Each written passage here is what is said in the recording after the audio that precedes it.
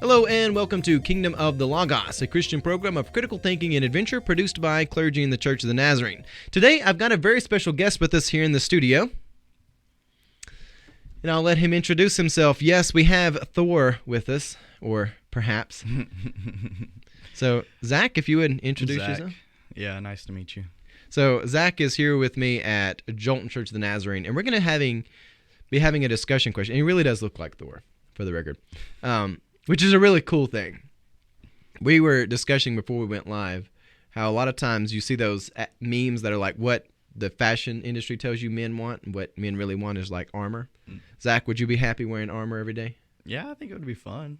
Of course. You could just wear Thor's armor. Would you carry the hammer? Oh, yeah. Okay, yes.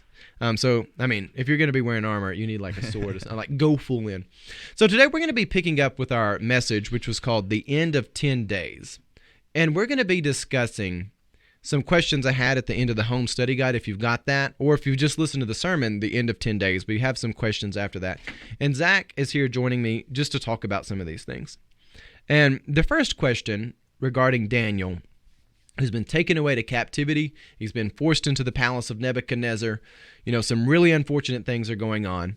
And the whole story of Daniel chapter 1 is these young men, they're tempted to eat royal rations. They're told from Ashpenaz, Nebuchadnezzar's chief official, that they're going to be healthier if they just eat the rations, and, you know, they're captives.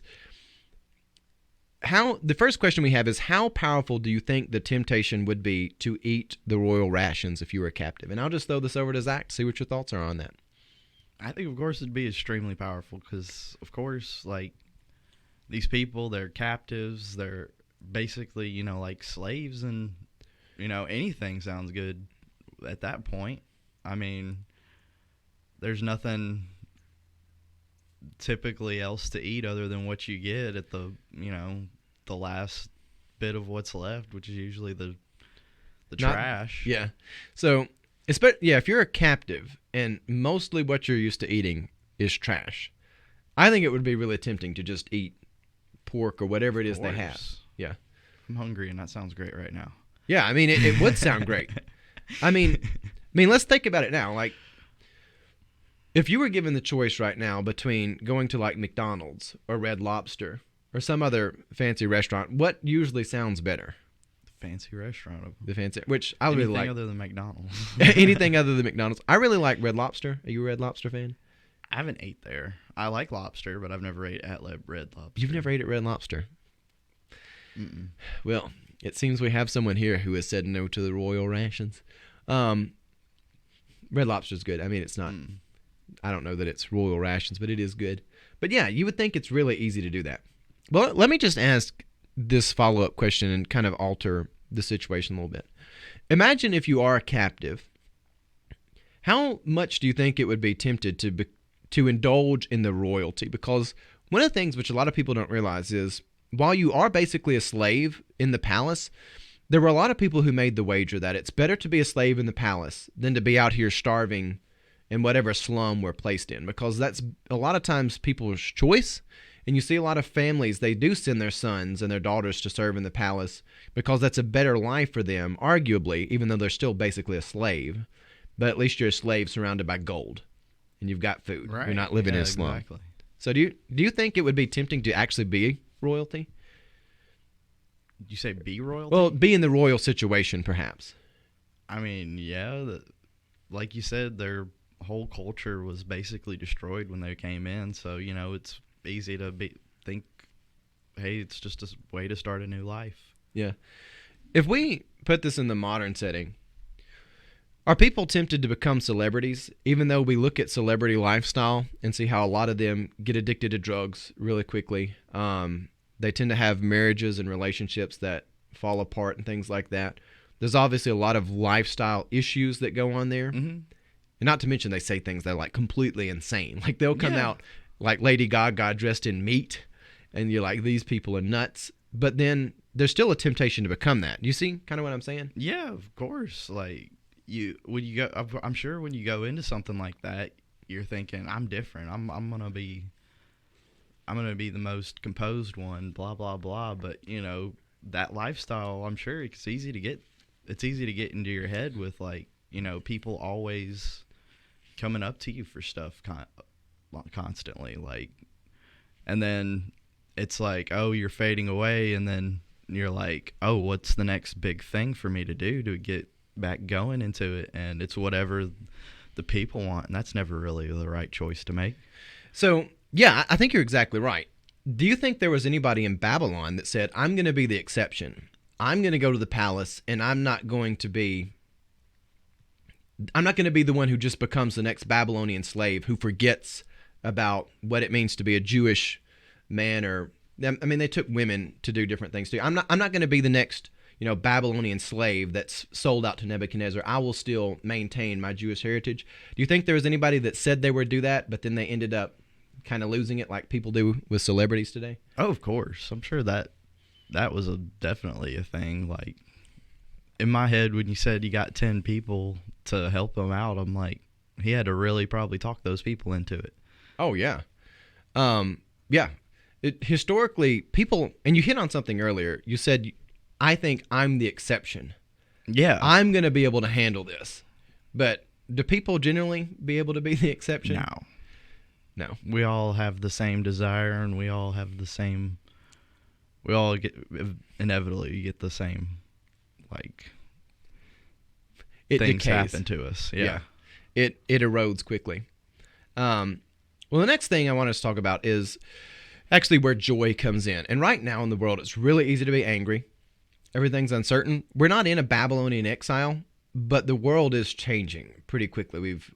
We've seen a lot of stuff come around to take people's freedom, and even people's health. And God gave Daniel favor in the midst of that great calamity. While he was in Babylon, God gave him favor in the sight of Ashpenaz.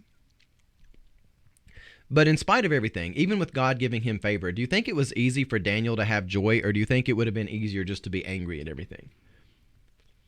Well, it seemed like he would have had It seemed like he would have had an okay time. It seems like the way he feels so confident, he kind of has this idea that eating whatever the rations is a lot less healthier than what he was been trained to eat. What you said kind of makes me think about a different question I've been pondering for a while. I've been struggling as a pastor whether or not to call Daniel's stand that he takes. He clearly takes a stand, but the question is that a leap of faith? Because if someone comes in and says, hey, diabetes is really common, everybody gets it, we're going to go ahead and chop your legs off to make sure you don't have any circulation problems. If someone came and said that to you right now, would you think that there's an immediate chance your legs are going to have circulation issues? No. Would it be a leap of faith if you said, I think I'll keep my legs right now? Well, no, not to me, because, I know that having my legs are... You're probably going to be healthier with your legs. I'm going to be. I know I'm going to be healthier with my legs.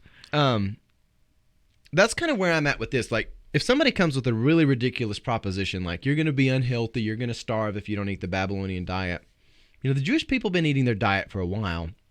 There are times where people have to have limbs amputated, but if somebody comes up to you and is like, we need to take off that arm. I've been watching a lot of the old Hammer horror films where Dr. Frankenstein, he is the monster. But in one of the movies, he's running a hospital, and he's wanting to create more monsters, so he's kind of sizing people up. And when a pickpocket comes in, he's like, oh, I've got to take your arm off. You've got a tattoo, and that tattoo will kill you, like, down the road if you don't have that arm off. When really the truth is he wants it because he's stitching together bodies to make monsters. And somehow this guy just goes along with it and lets him chop his arm off, like, out in broad daylight. But if somebody comes along with that proposition, I think most of us would be like, you know what? It's not a leap of faith for me to say having 2 arms and 2 legs is fine if I don't need them amputated. It's like one thing if you've gotten a car accident or something, but I'm perfectly healthy right now. So back to the question of joy. Do you think you could have joy if you were in that situation? If I was Daniel? If you were Daniel. If I knew that the King's rations or whatever was less healthier than me than the vegetables, yeah, in the long run, Okay. I think I would, because I've always liked being healthy, to be honest with you. Well, I think what you're really getting at is if you have the right perspective, it's Yeah. not hard to have joy. But it's easy to get caught up in not having joy. Yeah, it is. It's very easy. And the last thing I want us to discuss is the fact that God clearly has given each of us different gifts and graces. You know, we're not all going to be the next NBA star, regardless of how tall or short we may think we are. We're all not going to be the next NFL athlete. We definitely have different gifts and graces. But when people come to something like the Babylonian exile, and it actually becomes really relevant how God does bless people and how his different gifts and graces do affect people in the real world differently. God nonetheless calls us all to structure our lives around his blessings. God gives us each different gifts and graces, but nonetheless, whenever we make Christ-like decisions, the whole world starts to move in a Christ-like direction when we say no to temptation. But for people who are in that exile moment, do you think they experience blessings differently when they live in Christ-like lives? And by that I mean, do you think Daniel has the same expectations of life as, say, his family who's at home? Or do you think, kind of like what you hinted at earlier, if you have the right perspective, you're going to be guided through it regardless of where you're at? What do you think really matters more, I guess is the question I'm asking? The circumstances around you and your own gifts and graces when you're looking for joy, or perhaps your perspective on the world and where God is wanting to take you when it comes to finding joy? I feel like it more boils down to your perspective on the world, because things can happen to you, whether they're good or bad, depends on your perspective of it. And finding those things, depending on your perspective, can be altered, whether it be easier or harder, Sure. depending on your perspective. And I think the reason why I threw this question in there is it kind of seems redundant, but people do make the case. They say, well, I can't have joy because I don't have that gift. They'll say something like, well, those people, they can go over there and like play the piano. They've got a beautiful singing voice. They should be happy. Or, that guy, Tiger Woods, he's able to do things that I could never do. But people, they'll say they can't be happy because they don't have that. But the truth is, if you have the right perspective, you should be able to find joy even where you're at, if you're seeing the world through those clear lenses. Yeah, it's more viewing in a way that's more abundance than lack. Yeah, for sure. Well, we're going to close there. So thank you for joining us, Zach. I hope you enjoyed this. Was it too weird being in the studio? No, it wasn't. I feel self-conscious that I look off in the corner when I think, but other than that, I'm okay. Well, I'm looking all over the place, so don't worry about that. Okay. And I also do a really bad job of running the controls over here, so that's just that. But thank you for joining us, Zach. And thank you out there, those in the audience who listened. If you have any thoughts about these questions, the conversation we had, please reach out to me. If you enjoyed this conversation, please share our content. We appreciate you being here. And on that note, God love you and have a blessed day.